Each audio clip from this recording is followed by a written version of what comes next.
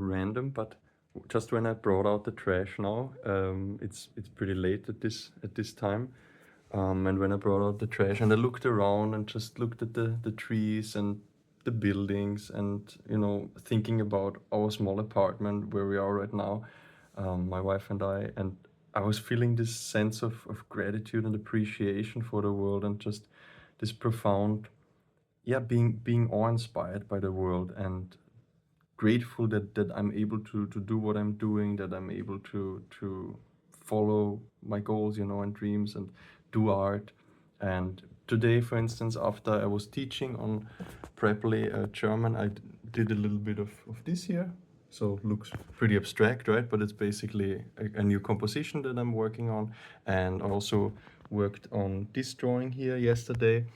And yeah, it was just very, very beautiful. When I worked on these things, or always when I work on these things, I feel very grateful.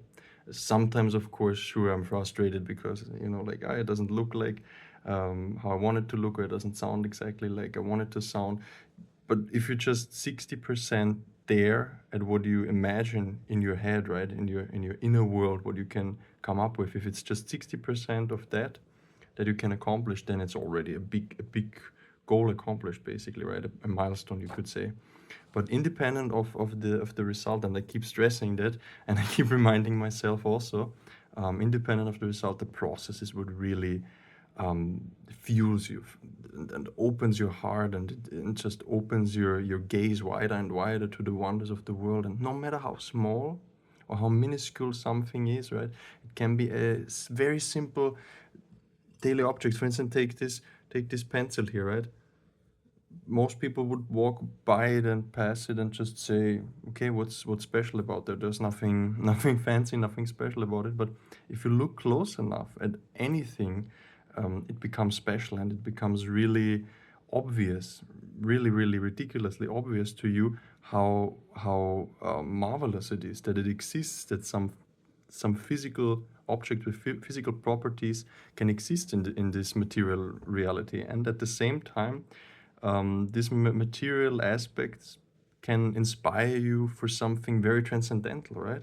So something very materially oriented, three-dimensional, can actually unlock something very deep, very profound. Not only emotions are also very mystical, and not, you cannot really explain them. You can explain them neurochemically and physiological reactions and with the nervous system and things like that. Sure, you can do that, but outside of that, outside of the physics-oriented, chemically oriented viewpoint or explanations, there is this transcendental aspect to it, right? And we have this ephemeral and this transcendental realities clashing, and this duality in our world.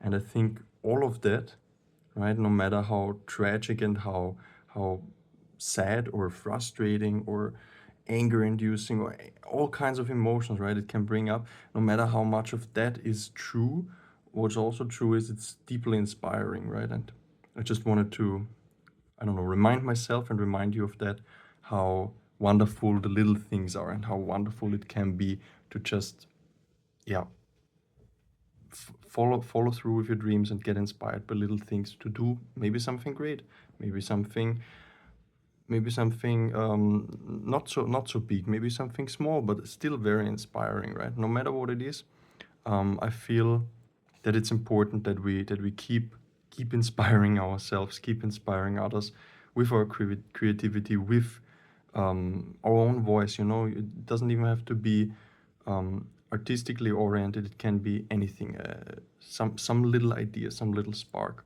And if you share that, or if you acknowledge the process and appreciate the process, it in return gives something to you and to the world. It feeds your soul, literally. I deeply believe that. Okay, that's just what I wanted to share. Very random, but maybe you can take something out of that. Okay, see you.